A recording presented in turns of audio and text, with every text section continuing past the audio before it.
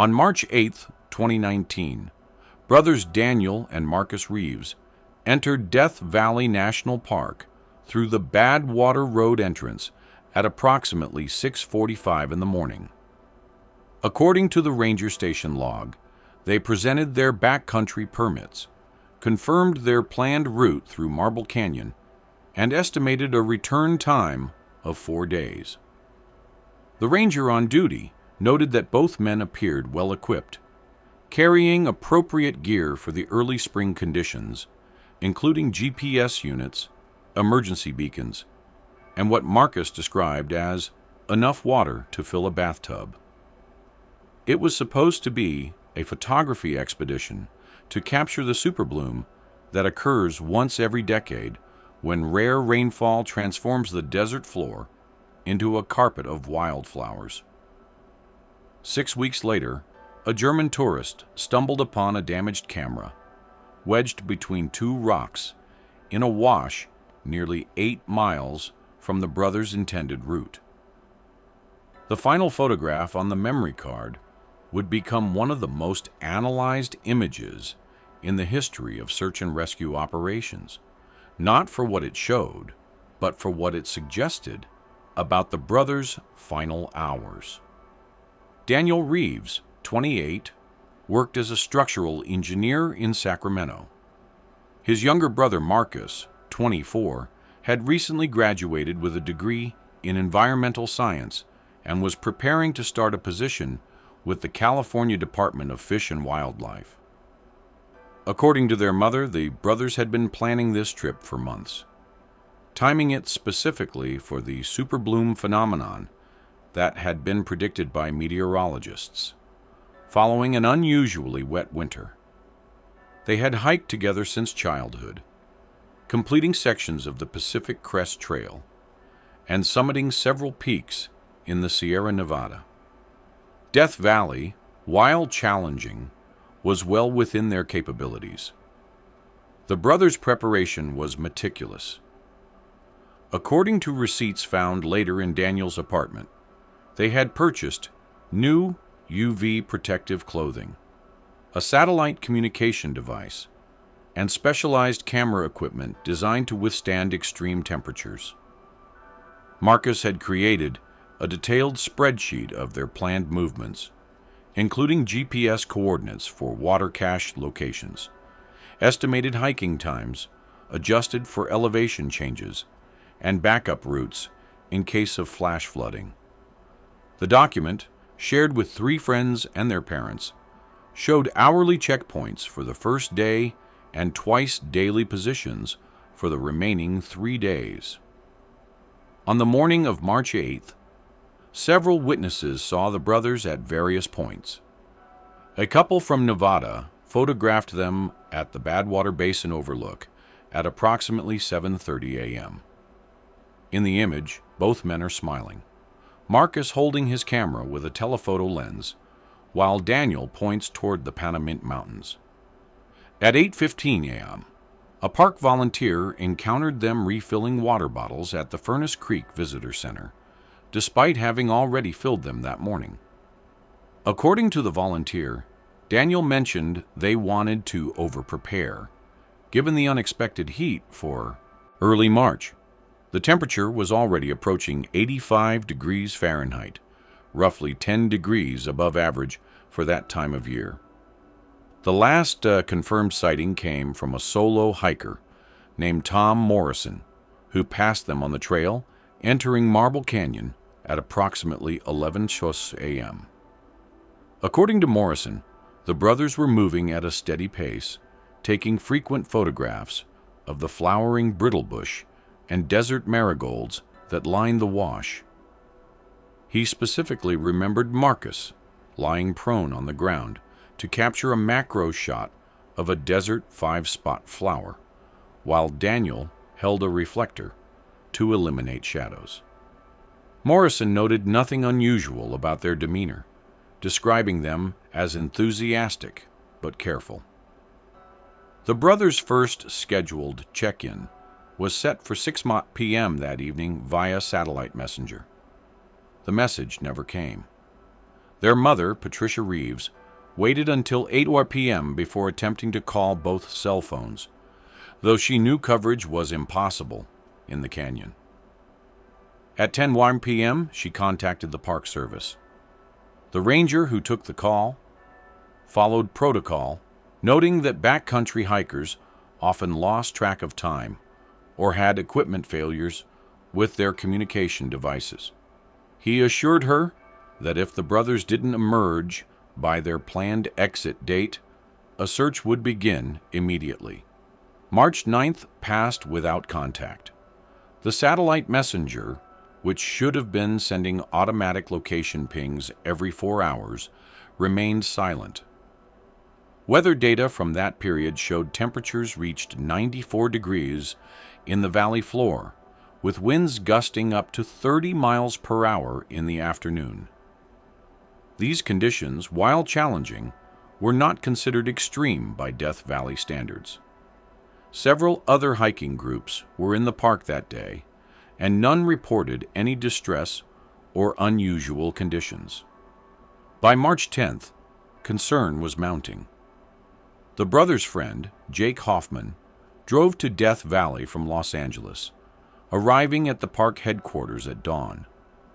He brought with him printouts of Marcus's planning spreadsheet and Daniel's geological survey maps, which showed hand-drawn annotations of photography locations they wanted to capture. According to Hoffman, the brothers had discussed a specific shot Marcus wanted: the Milky Way rising over Telescope Peak, which would have required them to be at a particular position by their second night. On March 11th, when the brothers failed to exit the park as planned, the official search began. The initial response team consisted of 6 park rangers with extensive backcountry experience. They divided into 3 teams, each covering different segments of the brothers' planned route. The search coordinator, Ranger Sarah Delgado, noted that conditions were favorable: clear skies, moderate temperatures, and no recent rainfall that might have obscured tracks. The teams found footprints matching the brothers' boot patterns within the first 2 hours, following the expected path into Marble Canyon. The tracks continued for approximately 3 miles before reaching a section where flash flood debris from the previous winter had created a series of obstacles. Here, the footprints diverged from the planned route, veering south into a subsidiary canyon not marked on most maps. According to the search team's GPS logs, this deviation occurred at coordinates that would have been reached around 2 p.m. on March 8th, during the hottest part of the day. The decision to leave the main canyon puzzled investigators, as the planned route, while longer, offered more shade and known water sources. On March 12th, the search expanded. San Bernardino County Search and Rescue joined the operation, bringing specialized equipment including drone units capable of thermal imaging. The drones covered nearly 50 square miles of terrain in grid patterns, focusing on areas where someone might seek shelter. Rock overhangs, abandoned mining structures, and the shadows of large boulder formations. The thermal cameras detected numerous heat signatures, but all proved to be wildlife: kit foxes, bighorn sheep, and roosting ravens. A helicopter crew from the California Highway Patrol conducted aerial surveys, with observers using binoculars to scan canyon walls and washes. They noted several bright objects that warranted ground investigation. Each proved disappointing: mylar balloons carried by wind from distant cities, fragments of old weather monitoring equipment, and sun-bleached plastic bottles left by previous hikers. The pilot reported that visibility was exceptional, with clear air allowing them to see details on the ground from considerable altitude, yet no sign of the brothers emerged. On March 13th, A breakthrough seemed imminent when a search dog picked up a scent trail leading up a steep ravine toward the Black Mountains. The dog, a Belgian Malinois named Ranger, with numerous successful finds in desert environments, followed the trail for nearly a mile before losing it at a pour-over, a dry waterfall approximately 20 feet high. Above the pour-over, no trace could be found. The handler speculated that the brothers might have used ropes to ascend, but no anchor points or rope fibers were discovered on the rock face. The search teams began finding scattered evidence on March 14th. First, an empty energy bar wrapper, the brand matching those on Daniel's purchase receipt. The wrapper was found wedged beneath a rock in a way that suggested it had been deliberately placed rather than blown by wind. 200 yards further, they discovered a broken trekking pole tip, the metal point sheared off as if subjected to extreme lateral force. Neither item showed signs of extended weather exposure, suggesting they had been deposited recently. By the end of the first week, over 100 personnel were involved in the search. Volunteers from civilian search organizations arrived from across California and Nevada. The media began covering the story, particularly focusing on the brothers' preparation and experience. Patricia Reeves gave several interviews, emphasizing that her sons were cautious hikers who would never deliberately take unnecessary risks. She mentioned that Marcus had a habit of photographing everything, often to Daniel's mild annoyance, and that his camera would contain a detailed record of their journey. On March 18th, the search area expanded to include regions the brothers couldn't possibly have reached on foot from their last known position. The logic, explained by search coordinator Delgado, was that they might have encountered someone who gave them a ride, or they might have become disoriented and traveled much further than expected. Teams began checking abandoned mining camps, some of which hadn't been visited in decades. They found evidence of previous visitors, but nothing recent. The weather turned on March 20th. A late-season storm system brought unexpected rainfall to the region, creating flash flood conditions in many canyons. The search was suspended for 36 hours, while water coursed through normally dry washes. When teams returned, they found the landscape transformed. Footprints were obliterated, new debris fields had formed, and several areas previously searched had to be rechecked entirely. The storm, while hampering the search, also revealed previously buried objects. Teams found old mining equipment, Native American pottery fragments, and the scattered bones of desert bighorn sheep, but nothing belonging to the Reeves brothers. As days turned to weeks, theories proliferated. Some suggested the brothers had encountered illegal drug smuggling operations known to use remote desert routes. Others proposed they had fallen into an abandoned mine shaft, of which hundreds existed in the park, many unmapped and unmarked.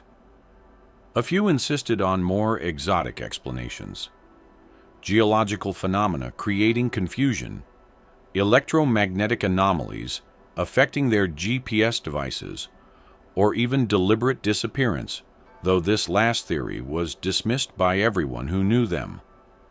On March 30th, 3 weeks into the search, operations were scaled back. The intensive grid searches were replaced by targeted investigations based on new information or theories. Ranger Delgado maintained a small team that continued to explore increasingly remote possibilities. They consulted with geologists about hidden cave systems, with historians about forgotten trails, and with indigenous guides about water sources not marked on modern maps. The family hired a private investigation firm specializing in missing persons cases in wilderness areas. The investigators, led by a former Navy SEAL with extensive desert warfare experience, brought different perspectives to the search. They analyzed the brothers' digital footprints, examining their online research in the weeks before the trip. Marcus had visited numerous photography forums, discussing techniques for capturing the Milky Way in areas with minimal light pollution. Daniel had downloaded geological surveys of the region, particularly focused on unusual rock formations in the Black Mountains. On April 15th, after 5 weeks of searching, a decision was made to suspend active operations. The search had covered over 300 square miles, involved more than 500 person-days of effort, and cost nearly $500,000. Ranger Delgado stated in the press conference that the case would remain open and any new information would trigger renewed searches. Patricia Reeves, supported by her husband, made a brief statement thanking everyone involved and asking hikers to remain vigilant for any signs of her sons. Then, on April 22nd, 6 weeks after the brothers entered Death Valley, German tourist Helmut Brenner was exploring a wash known as Willow Creek, nearly 8 miles from the brothers' intended route. Brenner, an amateur geologist, was examining mineral deposits in the canyon walls when he noticed something unnatural among the rocks. Wedged between 2 boulders, partially buried in sand and gravel, was a digital camera. The camera body showed significant damage. The lens was shattered, the viewfinder cracked, and the casing showed deep scratches as if it had been dragged across rough surfaces. Brenner, aware of the ongoing search, immediately contacted park rangers without disturbing the camera's position. Within 2 hours, a forensic team was on site.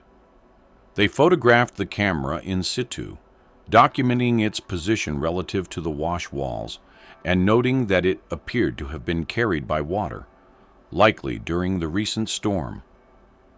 The camera was carefully extracted and placed in an evidence bag for transport to the Technical Forensics Lab in Las Vegas. The camera was identified as Marcus's Canon 5D Mark IV, confirmed by matching its serial number to his purchase records. Despite the external damage, technicians were able to extract the memory card, which had survived in its waterproof compartment. The card contained 1,247 photographs taken over the course of 2 days. The images began with sunrise shots at Badwater Basin, matching the timeline established by witness sightings. They progressed through the morning, showing Daniel hiking ahead on the trail, rare wild flowers in extreme close-up, and sweeping vistas of the valley floor.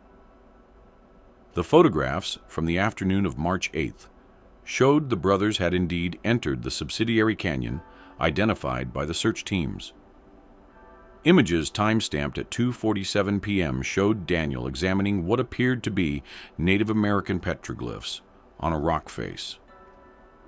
At 3:15 p.m., a series of shots captured a narrow slot canyon they were traversing, the walls so close that shoulders would brush both sides. At 4:33 p.m., there was a photograph of both brothers, taken with the camera's timer function, standing at what appeared to be a trail junction with multiple canyon branches visible.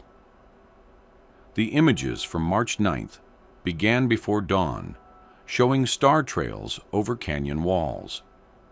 The brothers had apparently camped in a sandy wash, as evidenced by photographs of their tent illuminated from within by their headlamps. Morning shots showed them packing gear, with Daniel visible in the background, organizing water bottles. The photography continued through the morning. More flowers, interesting rock formations, a close-up of a desert tortoise. The timestamp showed normal progression until 11:43 a.m. Then came a gap. The next photograph was timestamped at 2:17 p.m. It showed something unusual: Daniel's backpack lying on the ground, seemingly abandoned, with some of its contents scattered around it. The image was slightly out of focus, as if taken hurriedly. The next several images, taken in rapid succession over the course of 3 minutes, showed the surrounding canyon walls from various angles, as if Marcus was documenting his position. Notable in these images was the absence of Daniel. At 2:31 p.m., there was another image of the abandoned backpack, this time from further away. The photograph revealed more context. The pack was sitting at the base of a steep chimney formation in the rock, with what appeared to be climbing marks or disturbances in the sand leading up to it. At 2:34 p.m., a blurred photograph showed what might have been movement at the top of the chimney, approximately 30 feet above, but the image was too distorted to make out details. The photographs continued sporadically through the afternoon. At 3:45 p.m., there was an image of Marcus's own shadow stretched long across the canyon floor, showing him apparently alone. At 4:12 p.m., a photograph captured what appeared to be Daniel's water bottles arranged in an arrow pattern, pointing toward a specific canyon branch.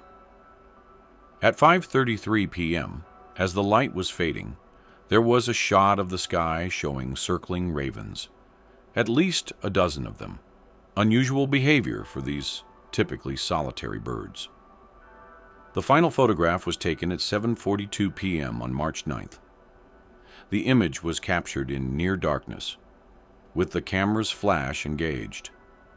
It showed a section of canyon wall, unremarkable except for what appeared to be fresh scratches or marks in the sandstone. Upon enhancement, forensic analysts identified what might have been words or symbols, but erosion or the poor lighting made them illegible. In the bottom corner of the frame, barely visible, was what appeared to be a human hand pressed against the rock, though investigators could not determine if it belonged to Marcus or Daniel. Following the discovery of the camera, search teams returned to the area where it was found and worked backward, trying to trace its path through the wash system. The recent flooding made this nearly impossible, as the camera could have traveled miles from where it was dropped or placed. Teams also attempted to locate the specific canyon features visible in the photographs, but the generic nature of many desert formations and the limited field of view in the images made positive identification extremely difficult. Forensic analysis of the camera revealed additional details. The internal GPS unit, which should have embedded location data in each photograph, had been disabled in the settings sometime between 11:43 a.m. and 2:17 p.m. on March 9th. This was unusual, as Marcus typically kept this feature active for cataloging purposes. The camera's internal clock showed no signs of malfunction, making the timestamps reliable. Water damage to the camera body suggested it had been submerged for an extended period, consistent with being caught in the flash floods of March 20th. The memory card also contained video files, though most were corrupted beyond recovery. One partial file, lasting 8 seconds, showed rapid movement through a narrow canyon with the sound of heavy breathing and what might have been voices, though audio experts could not extract intelligible words.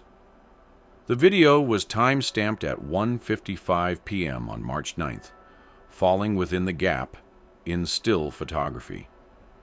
Investigators attempted to reconstruct the brothers' movements based on the photographic evidence. The images suggested they had traveled much further than initially believed, possibly covering twice the distance estimated in their original plan.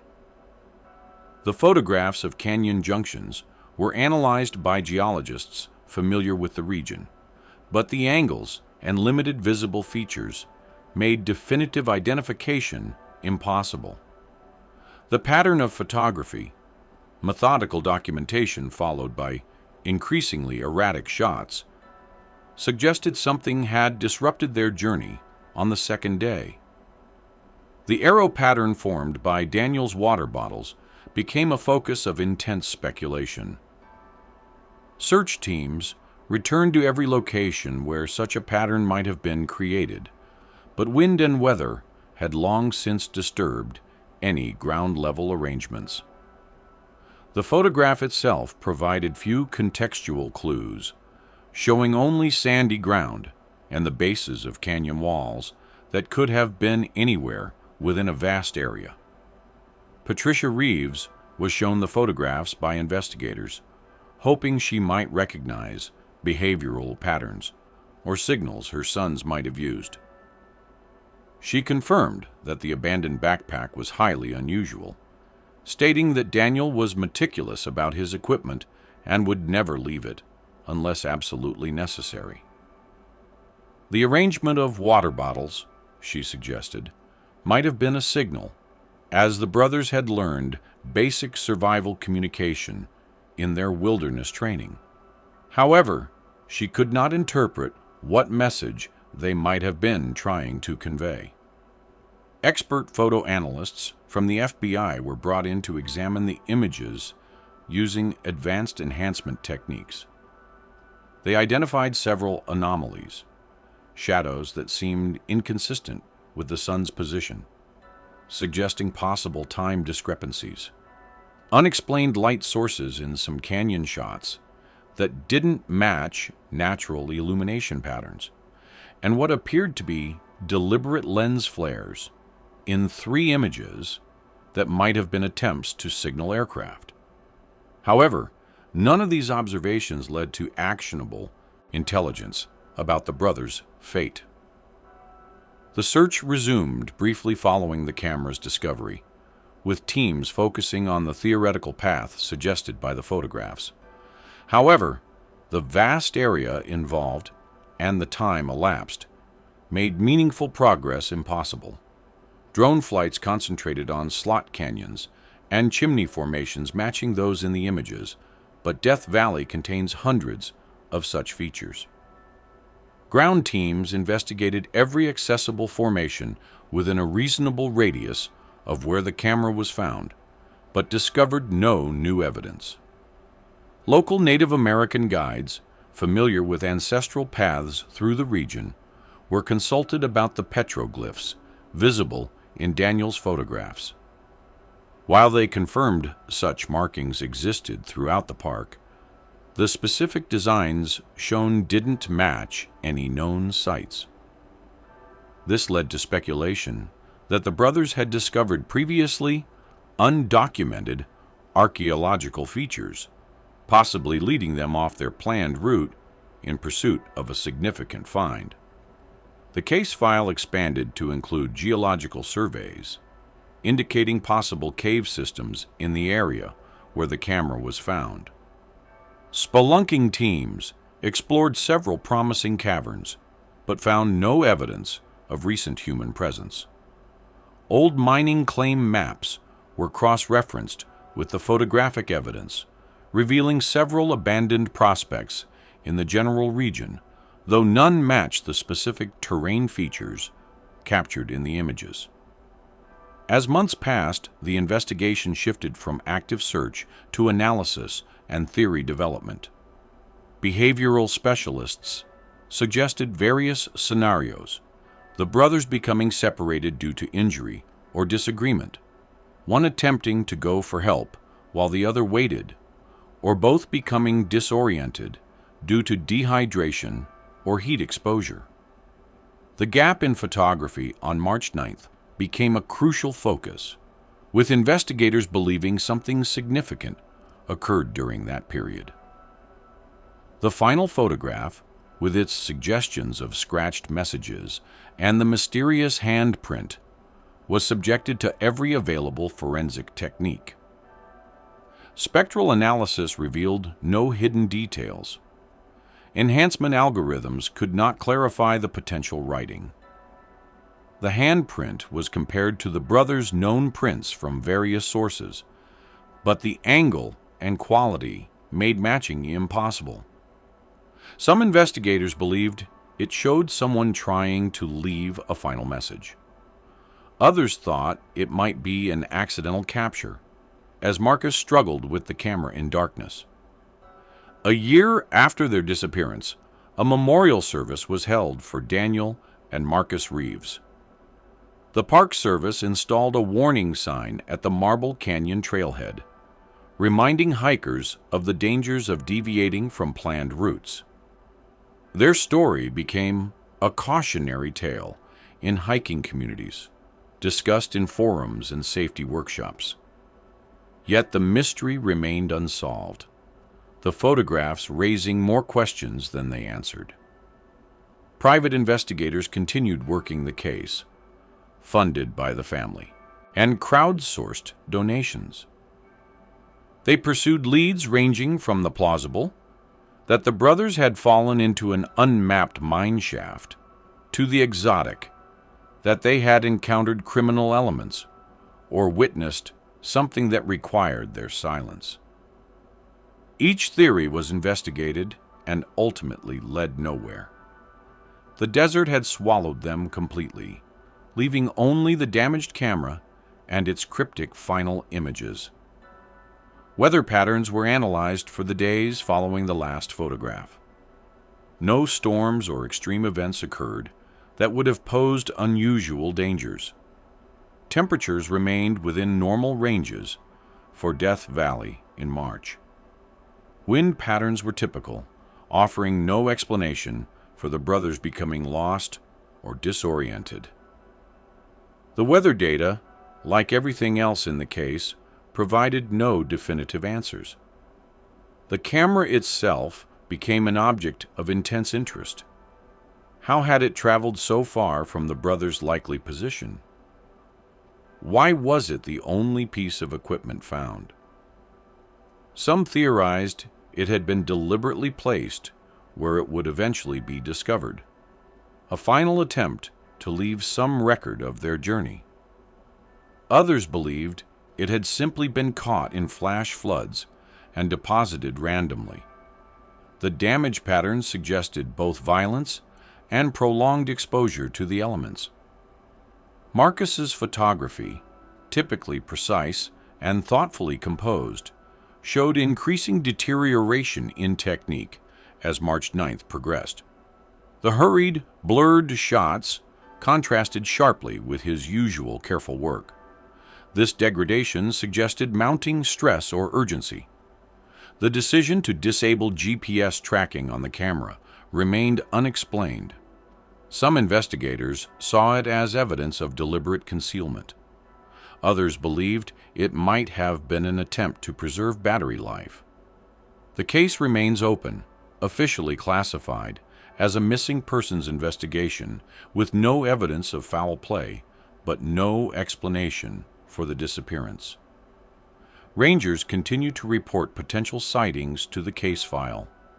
Unusual tracks in remote areas, abandoned equipment that might match the brothers' gear, occasional reports from hikers of feeling watched in certain canyons. None have led to breakthroughs. The final photograph continues to be analyzed by both professionals and amateur investigators.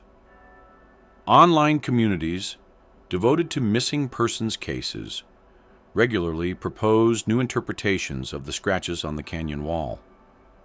Some claim to see letters or numbers. Others identify map coordinates or survival signals. Each theory is investigated by someone, somewhere, hoping to finally understand what message Marcus was trying to leave in those final moments before darkness fell. Death Valley remains as it always was, vast, beautiful, and utterly indifferent to human presence.